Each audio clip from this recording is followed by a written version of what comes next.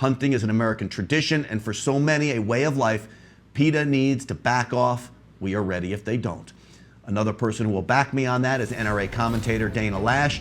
Dana, do you think I'm wrong in my prediction? PETA will be going after hunting?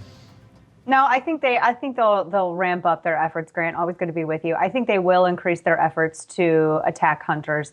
And I hope that people realize, because you were mentioning going after legislatures, going after lawmakers, different state houses, it's not going to look like the fight that we're used to seeing, because usually in the past, PETA or any gun control effort, they would always want to come after federal lawmakers. Because federal is just much more appealing than having to get in the nitty gritty of every different state lawmaker, every different state capital. But that's actually where they have the most impact, and that's where gun control activists have also had the most impact, going state by state by state. And they start small and then they build up. And that's what gun owners and that's what hunters really need to be aware of. I know this has happened already once in Tennessee with the Corps of Engineers and some anglers down there.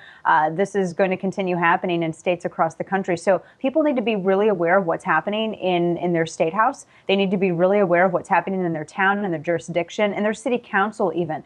And you have to engage and be active. It can't always be at the federal level. And if you cannot manage your backyard, you can't manage the nation's backyard. That's exactly right. And so what they'll do is they will make laws that don't actually target hunting. The laws will just make it very difficult to hunt. So they'll say, all right, no firearms on public land anymore in Wisconsin or Washington. And so what that in essence does is take away the ability to hunt on public land. And in many states, all the land where you hunt on is public.